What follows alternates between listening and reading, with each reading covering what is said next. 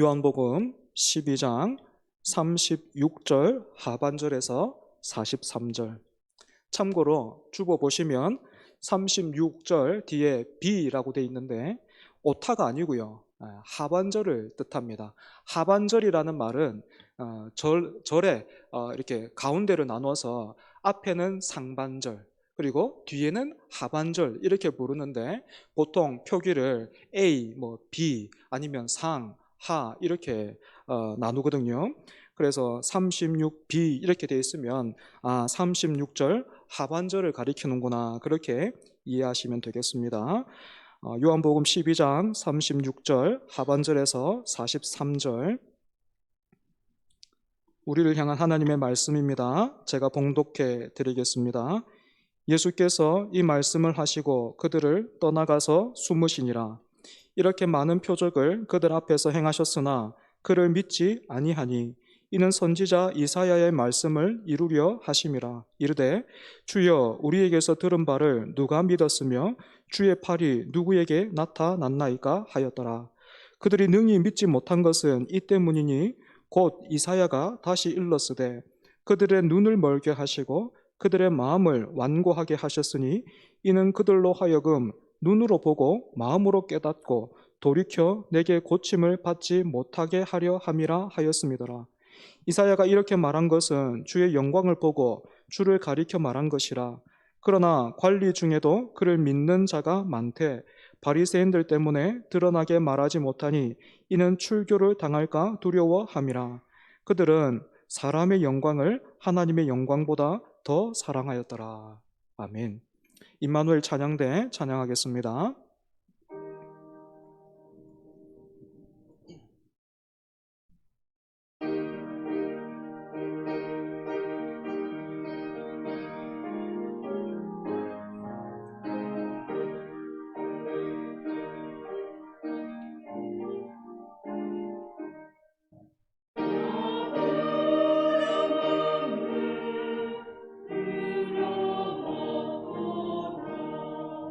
주의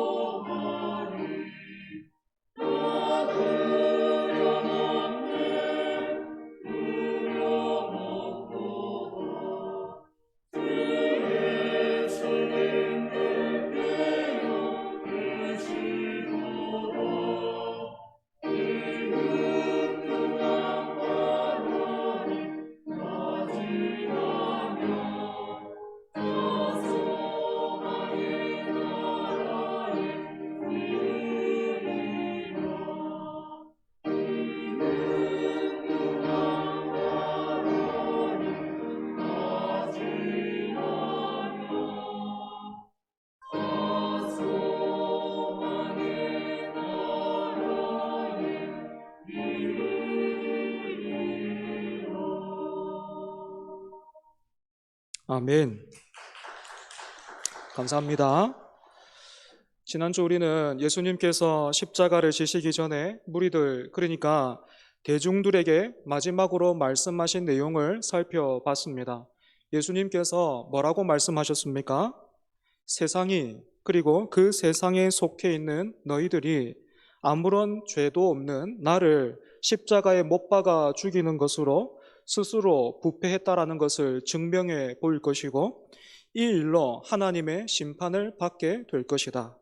하지만 아직 빛이 너희에게 비치고 있으니 빛으로 나와서 빛의 자녀들이 되어라 하신 것입니다. 이 말씀을 하신 뒤에 예수님은 무리들로부터 스스로를 숨기셨습니다. 여러분, 왜 예수님은 이처럼 자신을 감추셨을까요?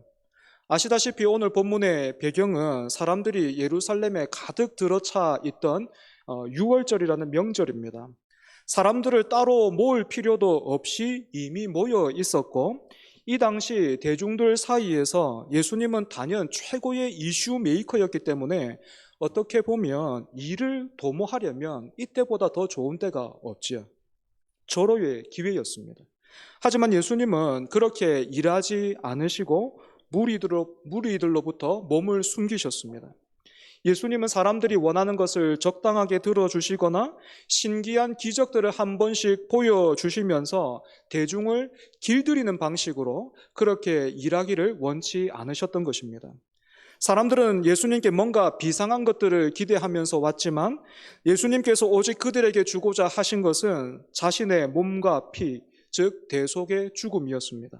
하지만 언제나 그랬듯이 사람은 하나님께서 주시고자 하는 것에는 별로 관심이 없어요. 신명기 8장 3절의 말씀입니다. 너를 낮추시며 너를 줄이게 하시며 또 너도 알지 못하며 내 조상들도 알지 못하던 만나를 내게 먹이신 것은 사람이 떡으로만 사는 것이 아니요 여호와의 입에서 나오는 모든 말씀으로 사는 줄을 내가 알게 하려 하심이니라. 요한복음을 읽었는데 왜 갑자기 구약의 신명기로 넘어왔냐면 사람들이 하나님의 마음과 또 하나님께서 주시고자 하는 그것에 얼마나 무지하고 또 무관심한지, 그 역사가 얼마나 깊은지를 한번 잠시 짚어보기 위해서입니다. 하나님의 크신 은혜와 능력으로 애굽으로부터 나온 백성들이 가나안 땅 코앞까지 갔지만 불순종했습니다. 가나안 땅에 세워져 있었던 그 성의 견고함과 그 땅에 살고 있었던 원주민들을 보고 이스라엘은 기겁을 했던 것이죠.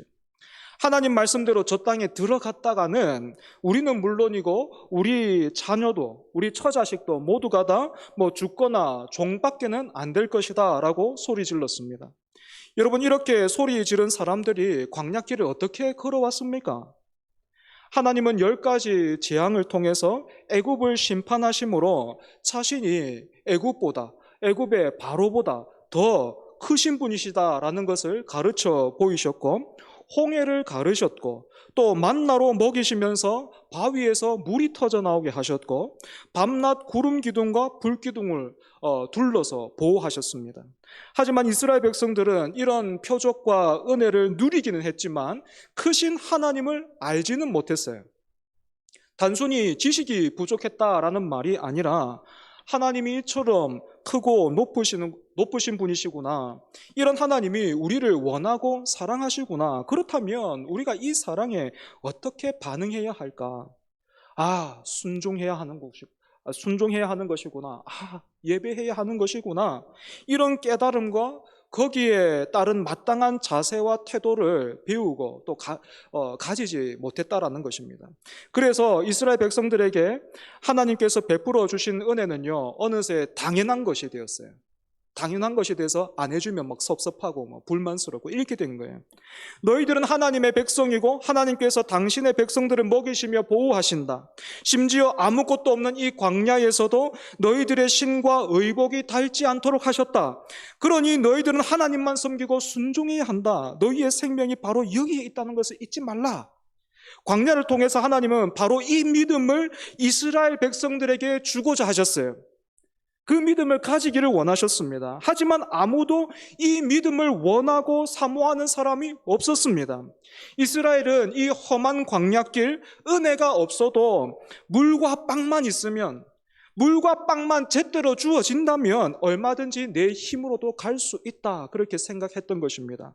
모든 것이 하나님의 은혜입니다 라고 말하기보다는 하나님이 빵과 물만 제때에 잘 공급해 주신다면 나머지는 자신들이 알아서 할 수 있다고 생각했던 거예요. 그런데 가나안 땅 앞에서 이제 가나안 땅에 들어가야 되는데 자신들이 알아서 할 수 없는, 절대로 감당할 수 없는 그 견고한 성들과 원주민들을 이 사람들이 보게 된 거예요.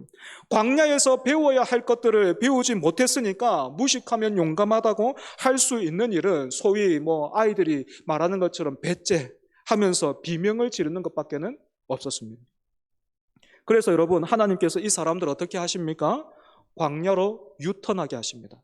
광야로 돌아가게 하십니다. 가나안 땅은 노예 생활에 대한 보상의 땅이 아니라 약속의 땅이었기 때문에 언약의 백성의 모습을 갖추게 하기 위해서 다시 광야로 돌아가게 하신 것이에요. 이런 구약시대의 이스라엘 모습이 오늘 본문에서도요, 그대로 재현되고 있는 것입니다. 불신앙과 불순종의 뿌리가 이렇게나 깊은 거예요. 그래서 예수님은 자신의 몸을 이 무리들로부터 스스로 감추신 것입니다.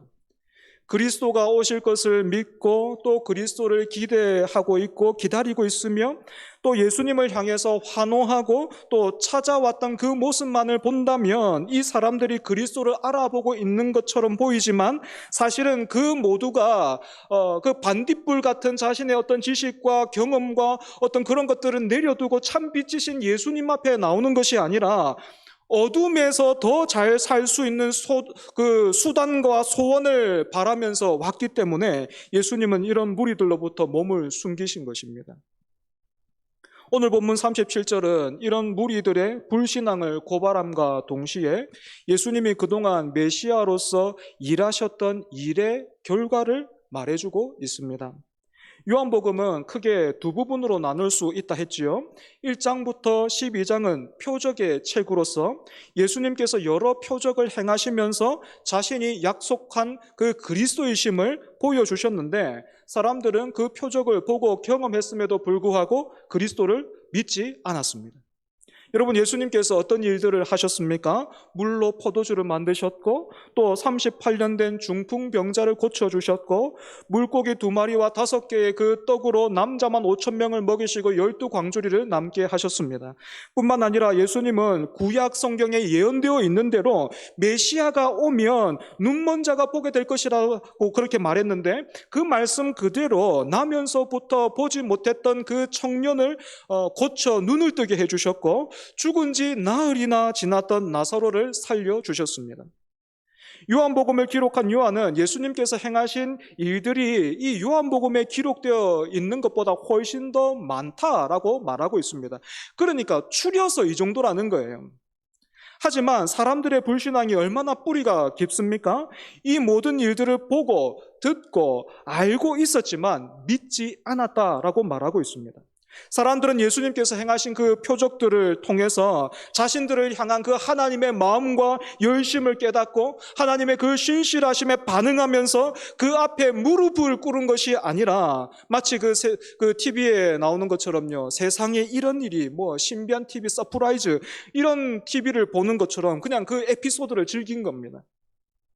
반면에 종교 지도자들은 예수님께서 행하시는 이 일들을 보면서 불편함과 두려움을 느꼈어요. 때때로 불편함과 두려움이 우리를 진리로 인도할 때도 있기는 하지만 종교 지도자들이 느꼈던 것은 지금 자신들이 누리고 있는 이 지위와 이익을 빼앗길 것 같은 데서 오는 그런 감정이었어요. 때문에 결과는 같지요. 무리들과 종교 지도자들 모두 다 예수님을 구주로 영접하지 않았습니다. 그런데 신기한 것은요, 사람들의 이런 불신앙이 구약 성경에서부터 이미 예견되어 있었다라는 것입니다. 38절에 이사야 53장 1절의 말씀이 인용되어 있습니다. 주여 우리에게서 들은 바를 누가 믿었으며 주의 팔이 누구에게 나타났나이까. 아무도 메시아를 주목하거나 귀하게 여기고 사모하지 않았다라는 겁니다. 이유가 궁금하지요? 역시 요한은 이사야 6장을 인용하면서 이 질문에 이렇게 대답하고 있습니다. 여러분 오늘 본문 40절 같이 한번 읽어보겠습니다. 본문 40절입니다. 시작. 그들의 눈을 멀게 하시고 그들의 마음을 완고하게 하셨으니 이는 그들로 하여금 눈으로 보고 마음으로 깨닫고 돌이켜 내게 고침을 받지 못하게 하려 함이라 하였습니다라. 여러분 지금 성경이 뭐라고 얘기하고 있습니까? 경악스럽게도 사람들이 믿지 못한 것은 주님께서 눈을 멀게 하시고 마음을 무디게 하셔서 돌이키지 못하게 하셨다, 이렇게 말하고 있습니다. 여러분 혹시 지금 굉장히 좀 혼란스럽습니까? 무슨 말이지 싶습니까? 여러분 정상이에요. 말씀을 지금 잘 듣고 계신 거고 잘 따라오고 계신 겁니다. 약간 혼란스러울 수 있지만 여러분 오늘 본문 다시 한번 잘 보십시오. 사람들이 믿지 않은 것이 먼저입니까? 아니면 하나님께서 믿지 못하게 하신 것이 먼저입니까? 37절 마지막을 여러분 보시면 그를 믿지 아니하니 이렇게 되어 있고 39절에 그들이 능히 믿지 못한 것은 이렇게 되어 있죠. 그죠? 그러니까 여러분 사람들이 믿지 않은 것이 먼저입니다. 때문에 사람들은 믿으려고 하는데 하나님께서 또 예수님이 믿지 못하도록 막 가로막고 뭐 이렇게 하신 것이 아니라 믿지 않으려고 하는 사람들을 하나님께서 그냥 놓아두심으로 심판하셨다라는 겁니다. 구약 성경에서 대표적인 예를 하나 우리가 찾아본다면 애굽왕 바로를 우리가 말할 수 있을 겁니다. 바로는 이스라엘 백성들이 하나님을 섬길 수 있도록 놓아달라라는 그 모세의 요구를 들어주지 않고 무려 10가지 재앙을 당하죠. 이때 성경은 하나님께서 바로가 고집을 부리게 하셔서 모세의 말을 듣지 않게 하셨다, 그렇게 말하고 있습니다. 그래서 어떻게 보면 바로가 피해자처럼 보여요. 애꿎은 바로 막 세워놓고 하나님이 막 때리시는 것 같죠, 그죠? 하지만 여러분 이 말도 마찬가지로 하나님께서 바로의 마음을, 바로는 보내고 싶은데 하나님이 아니야, 아직은 아니야, 너 한 10대는 더 맞아야 돼, 뭐 한 3-4대 더 남았어.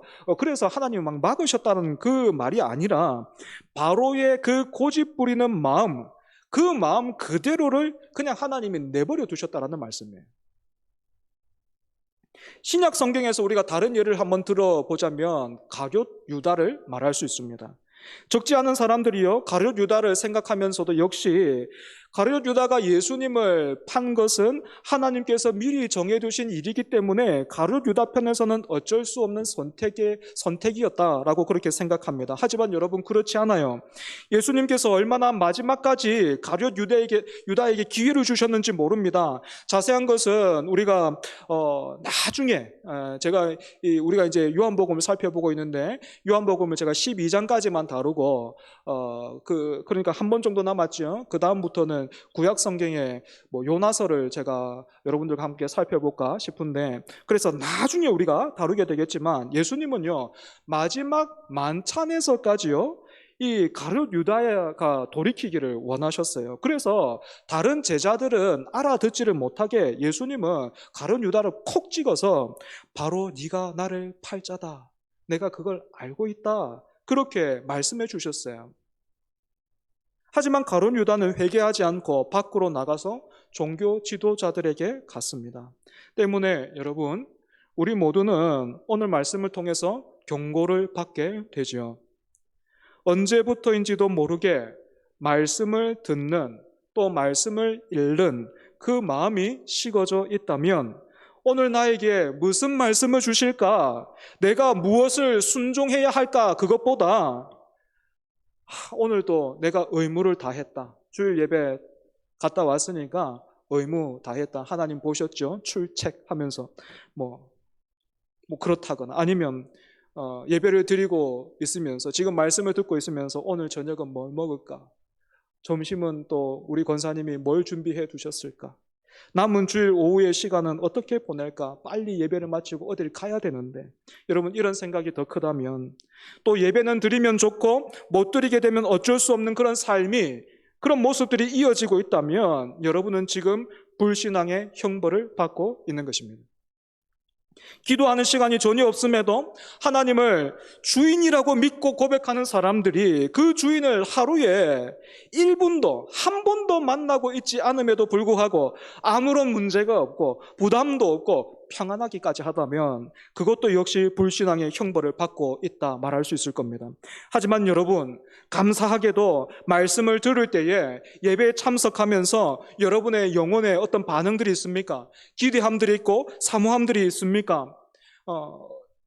지난 일주일에 그 삶을 보면서 내가 살지 못했던, 내가 제대로 살지 못했던 그 모습 때문에 여러분들의 마음에 불편함이 있습니까? 하나님께서 아직 은혜를 거두지 않으신 거예요. 아직 빛이 있을 때에 여러분 그 빛을 힘입어서 또 그 빛으로 나와서 빛의 자녀로서 계속해서 살아가야 합니다.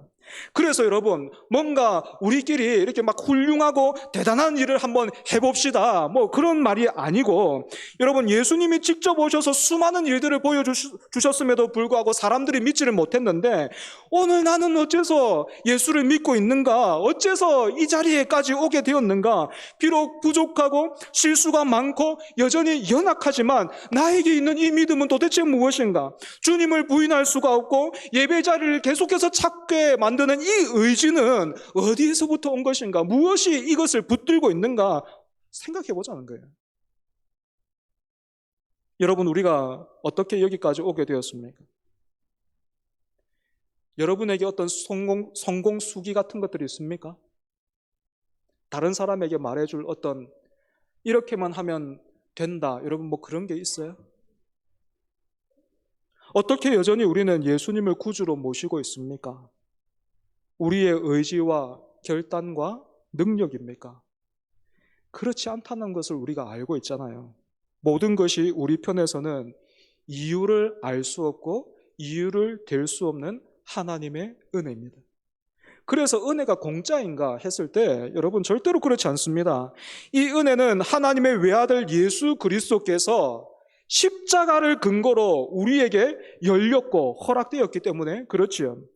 내가 치를 수 없는 죄의 대가를 하나님이 예수님을 통해서 다 해결하시고 기필코 내가 너를 내 자녀로 삼아서 왕같은 제사장이요 거룩한 나라요 하나님의 소유된 백성으로 만들어내겠다 하십니다. 그러니 우리가 이런 전투적인 하나님의 은혜를 깨달아 안다면 휘파람을 불면서 뒷짐을 지고 예수님을 따라가려고 하는 것이 아니라 감격과 감동으로 찬송하면서 예수님의 그 뒤를 따라서 좁은 문, 좁은 길을 기꺼이 가기를 사모해야 할 것입니다. 그런데 여러분, 오늘 본문 42절부터 43절 보면 어떤 사람들이 또 나오고 있습니까? 지도자들 가운데서도 예수님을 믿는 사람들이 있었지만 그것을 드러내지 않았습니다. 이유가 무엇입니까? 회당에서 쫓겨날 것을 두려워했기 때문이죠. 43절은 이런 지도자들의 실체를 명확하게 정리해서 이렇게 말하고 있습니다. 그들은 사람의 영광을 하나님의 영광보다 더 사랑하였더라. 그들은 사람의 영광을 하나님의 영광보다 더 사랑하였더라. 이 말은요, 여러분 이렇게도 바꿀 수 있습니다. 그들은 하나님보다도 사람을 더 무겁게 여겼더라. 하나님보다도 사람을 더 무겁게 여겼더라. 그런데 우리는 성경을 통해서 이처럼 하나님보다도 사람을 더 무겁게 여겼던 다른 한 사람을 이미 잘 알고 있어요. 누굽니까? 바로 예수님의 제자 베드로입니다. 베드로는 예수님이 가시는 곳이면 어디든지 목숨을 내어놓고 따라가겠다고 호언장담을 했지만 실제로는 자신을 알아보는 사람들의 시선을 이길 수가 없었어요. 그래서 예수님을 3번이나 부인하죠. 하지만 부활하신 예수님은 그렇게 예수님을 배반했던 베드로를 찾아가셨습니다. 찾아가셔서 거봐, 내가 뭐라 했어? 내가 그렇게 말했지. 너 그렇게 될 거라 했잖아. 이제 어떡할 거야? 하면서 책망하시고 또 민망하게 만드신 것이 아니라 어떻게 하셨습니까? 네가 나를 사랑하느냐? 3번 물으셨어요. 여기에 베드로가 대답하죠. 어떻게 대답합니까? 내가 주님을 사랑하는 줄 주님께서 아십니다. 내가 주님을 사랑하는 줄 주님께서 아십니다. 여러분, 무슨 말입니까? 여기에 담겨 있는 베드로의 그 마음이 무엇입니까? 내가 주님을 사랑하는 그 마음을 주님께서 이미 알고 계시고, 내가 주님을 사랑하지만 그렇게 사랑하는 대로 살아갈 수 없는 나의 실력 없음과 연약함까지도 주님이 다 아십니다. 모든 것을 주님이 아십니다. 그런 뜻입니다. 예수님조차 자기 기대와 생각에 맞지 않는다고 무슨 그리스도가 십자가를 지냐고, 무슨 그리스도가 또 죽음에 대해서 얘기하냐고 거칠게 예수님을 막 몰아세웠던 그런 과거의 베드로는 이제 옛사람이 되어버렸고, 진정으로 주님을 사랑하는 베드로로 거듭나게 된 것입니다. 마찬가지입니다. 사랑하는 여러분, 언제부터인지도 모르게 말씀과 기도와 예배의 자리에서 여러분의 마음이 식어져 있습니까? 그렇게 불신앙의 형벌의 자리에 여러분들 계십니까? 내가 벌을 받았으니 이제는 어쩔 수 없구나, 여러분 하지 말아야 됩니다. 왜냐하면 하나님께서 바로 지금 오늘처럼 우리를 또다시 예배의 자리로 불러주셨기 때문입니다. 하나님께서 우리를 부르셔서 너는 지난 일주일 동안 또 나를 부인하면서 살았구나. 도대체 이게 몇 번째냐? 언제까지 그렇게 못난 모습으로 살아갈 셈이냐? 이렇게 말씀하시지 않고, 그 부활하신 주님께서 베드로에게 물으셨던 것처럼 이 예배의 시간을 통해서, 예배를 통해서 하나님이 이렇게 물으시는 것입니다. 네가 나를 사랑하느냐라고 묻고 계신 거예요. 여기에 우리가 어떻게 대답해야 하겠습니까? 우리 모두가 내가 하나님을 사랑하는 줄 하나님이 아십니다. 내가 주님을 사랑하는 줄 주님께서 아십니다. 그러니 나의 믿음 없음을 도와주십시오. 이렇게 고백할 수 있으면 좋겠습니다. 여러분, 나의 믿음 없음을 도와주소서라는 이 고백을 누가 했지요? 마가복음을 보면 귀신 들린 아들을 둔 아버지가 나오지요. 아들이 귀신에 사로잡히면 막 불구덩이에도 들어가고 물에도 막 뛰어 들어가니까, 그렇게 막 불에도 물에도 뛰어 들어가는 그 아들을 보고 있는 그 아버지의 마음이 어땠겠습니까? 때마침 예수님의 소문을 듣고 이 아버지가 예수님을 찾아왔지만, 예수님은 베드로와 요한과 야고보를 데리고 따로 산으로 기도하러 가셔서 예수님은 안 계시고 제자들만 있었습니다. 그래서 남아있던 예수님의 제자들이 귀신을 쫓아내려고 시도를 했지요. 아마도 제자들은 이전에 주님으로부터 그 파송을 받아서 전도할 때에 귀신을 쫓아냈던 그런 경험들이 있었기 때문에 제자들 나름대로 자신이 있었을 겁니다. 해봤던 일이잖아요. 하지만 어쩐 일인지 이번에는 귀신이 끄떡도 하지를 않는 거예요.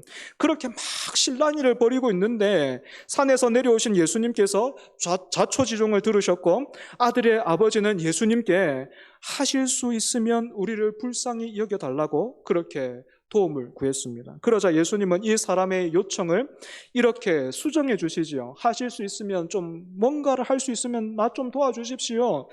이 요청을 예수님은 이렇게 수정해 주셨습니다. 할 수 있거든이 무슨 말이냐? 믿는 자에게는 능히 하지 못할 일이 없느니라. 예수님의 이 말씀을 통해서요, 문제의 초점이 달라졌어요. 조금 전까지는 귀신 들린 아들이 문제고 귀신이 문제였는데, 이제는 문제가요, 믿음이 없는 자신이 되어버린 거예요. 그래서 아버지가 큰 소리로 외치는 겁니다. 내가 믿습니다. 믿음 없는 나를 도와주십시오. 참 신기한 대답이죠. 내가 믿기는 하는데, 내가 믿는데 그 믿음이 나한테는 없으니까 좀 도와달라는 거예요. 그런데 이 이상한 요청에 예수님이 응답하시더라는 거예요. 사랑하는 여러분, 하나님께서 우리처럼 고집스럽고 더디 잘하고, 사실 우리 어떻습니까? 유혹당할 준비가 되어 있는 사람 아닙니까? 그죠? 언제든지 하나님을 향해서 민노라 하지만 하나님을 향해서 삿대질할 준비가 되어 있잖아요. 안 믿을 준비가 다 되어 있잖아요. 하나님 도대체 이게 뭡니까? 할 수 있는 그 광야길을 걸으면서 불평과 그 원망했던 그 모습이 우리에게도 그대로 있지 않습니까? 그런데 이런 우리를 저라고 다르겠습니까? 그런데 이런 우리를 오늘도 하나님은 다시 예배의 자리로 불러주셨어요. 불신앙의 자리에 있는 사람들은 회개하고 돌이키게 하시고, 그나마 은혜에 반응하는 사람들은 더 큰 은혜를 사모하도록 예배를 통해서 불러주시고 새롭게 하시는 것입니다. 여러분, 이 은혜가 당연해지면 우리는 죽는 거예요. 당연한 건 없습니다. 모든 것이 하나님의 은혜입니다. 매번 같은 요일에, 같은 시간에, 같은 장소에서, 같은 사람들과 우리가 예배를 드리고 있지만 그렇다고 해서 이 시간이 절대로 당연한 것이 아니다라는 것입니다. 오늘도 우리는 말씀을 저는 전하고 있고 여러분들은 듣고 있지만 이 모든 것들이 당연하지 않습니다. 모두 하나님께서 새로운 은혜로 베풀어 주시고 허락해 주신 것입니다. 주일만 그렇습니까? 그렇지 않겠지요? 내일부터 우리에게 은혜로 더해질 그 하루하루를 우리 모두가 다 그 아버지의 고백처럼요, 내가 믿습니다. 믿는 사람답게 살기를 원합니다. 믿음 없는 나를 도와주십시오 하는 그 기도와 고백을 붙들고 은혜를 힘입어 살아가는 저와 여러분 되기를 바랍니다. 우리 말씀을 기억하면서 함께 찬송합니다.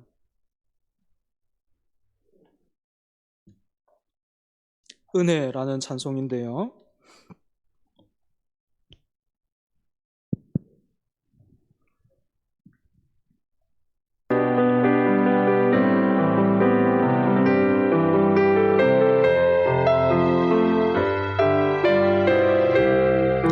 내가 누려왔던 모든 것들이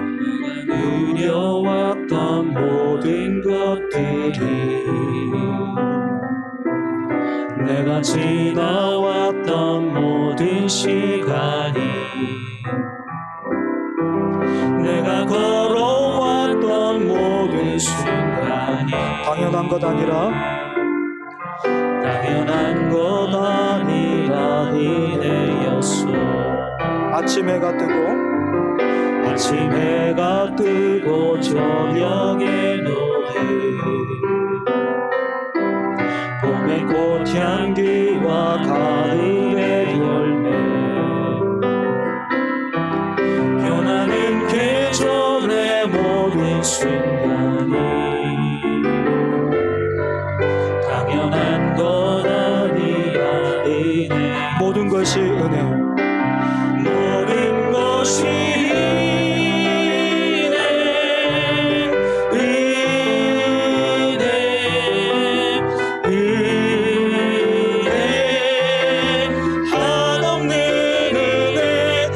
삶에 당연한 것 하나도 없었던 것을 모든 것이 은혜였어. 2절입니다. 내가 이 땅에 태어나 사는 것, 내가 이 땅에 태어나 사는 것, 어린아이 시절과 지금까지 숨을 쉬며 살며 꿈을 꾸는 삶, 당연한 건 아니라 은혜였소. 내가 하나님의 자녀로 살며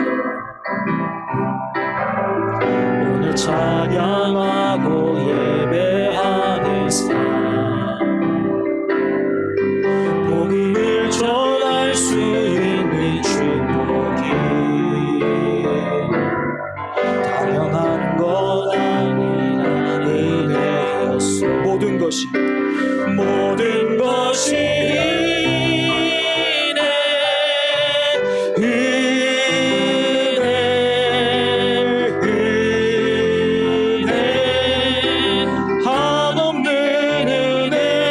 내 삶에 당연한 것 하나도 없었던 것을 모든 것이 은혜. 우리 2절 다시 한번 합니다. 내가 이 땅에 태어나 사는 것, 내가 이 땅에 태어나 사는 것, 어린아이 시절과 지금까지 숨을 쉬며 살며 꿈을 꾸는 삶, 당연한 건 아니라 은혜였소. 내가 하나님의 자녀로서 내가 하나님의 자녀로 살며 너를 찬양하고 예배하는 삶 복음을 전할 수 있는 축복이 당연한 것 아니라 은혜였어 모든 것이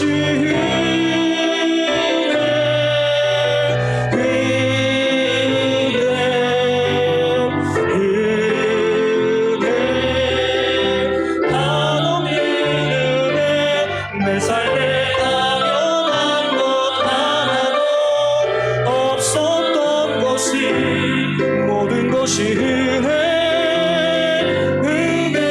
모든 것이 모든 것이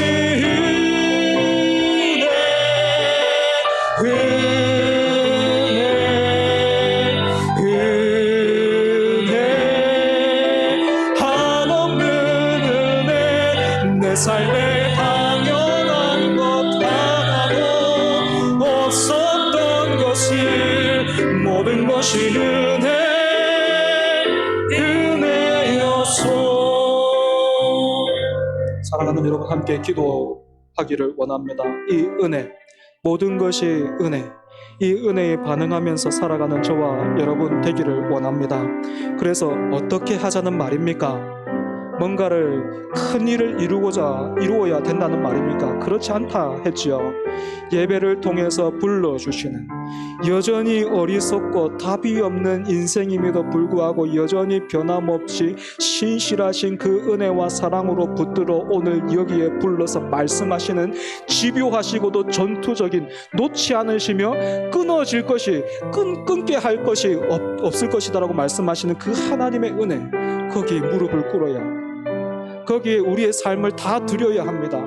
하나님은 예수님을 통해서 우리를 사랑하십니다. 모든 것을 드려서 우리를 사랑하시는데 우리 또한 어떻게 해야 되겠습니까? 모든 것을 드려 사랑해야 하지. 어느새 세상의 영광 그거 손에 쥐고 살다가도 예배 자리에서 그 은혜를 깨달아서 그거 놓고 하나님 다시 은혜로 살기를 원합니다. 예수로 살기를 원합니다. 불신앙과 불순종이 아니라 갔다가 되돌아오는 한이 있더라도 한 걸음 나가다가 뒤로 세 걸음 이렇게 뒷걸음질 치는 것 같은 그런 삶이라고 할지라도 하나님 은혜만 주신다면, 하나님 계속해서 불러만 주신다면 내가 예수 그리스도를 뒤따라가기를 원합니다. 우리가 그렇게 살아야 합니다. 이 은혜에 반응하면서 하나님을 사랑하고 끝까지 순종하고 충성하는 우리가 되게 해달라고 이 시간 함께 기도하겠습니다. 하나님 아버지 감사합니다. 크신 그 은혜로 말미암아서, 놀라우신 그 은혜를 말미암아서 오늘도 우리가 하나님을 예배합니다. 하나님 말씀하여 주셔서 감사합니다. 우리의 불순종과 불신앙의 그 뿌리가 얼마나 깊은지를 말씀을 통해서 확인하게 하여 주셔서 감사합니다. 하나님, 이런 이스라엘 백성들의 강팍함이 하나님 다른 데 있는 것이 아니라 오늘 나에게 있음을, 내 것임을 하나님 아버지 고백합니다. 그런데 하나님, 오늘 나에게 부인할 수 없는 믿음이 있습니다. 하나님, 오늘 나에게 부인할 수 없는 그 하나님의 은혜에 대한 갈급함이 있습니다. 하나님 아버지, 이것이 은혜인 줄 압니다. 오늘 예배에 불러주신 것도 은혜요, 말씀을 듣게 하신 것도 은혜요, 하나님 기도하시는 것도 은혜요, 찬송하게 하신 것도 은혜인 줄 압니다. 하나님, 이 은혜를 따라 이 은혜를 힘입어서 살아가는 우리 모두가 될 수 있게 하여 주시옵소서. 비록 하나님 아버지 어떤 대단한 일을 하지 못한다 할지라도 한 걸음 내딛었지만 하나님, 우리가 뒤로 세 걸음 그렇게 뒷걸음질 치는 것 같은 그런 인생을 살아간다 하더라도 하나님 끝까지 말씀해 주시고 끝까지 하나님 우리를 불러주신다면 그 은혜 속에서 우리가 예수 그리스도를 바라보며 예수 그리스도를 뒤따라 살아가기를 원하오니, 주여 우리가 하나님을 예배하며 하나님을 사랑하며 예수 그리스도를 따라갈 수 있기를 원합니다. 하나님, 그런 믿음과 그런 은혜를 다하여 주시옵소서. 내가 믿습니다. 나의 믿음 없음을 도와주시옵소서. 내가 믿나이다. 우리의 믿음 없음을 도와주시옵소서. 그 믿음을 통하여서 하나님의 크심과 하나님의 그 놀라우심만이 하나님 드러나고 선포되고 흘러갈 수 있도록 주여 은혜 다하여 주시옵소서.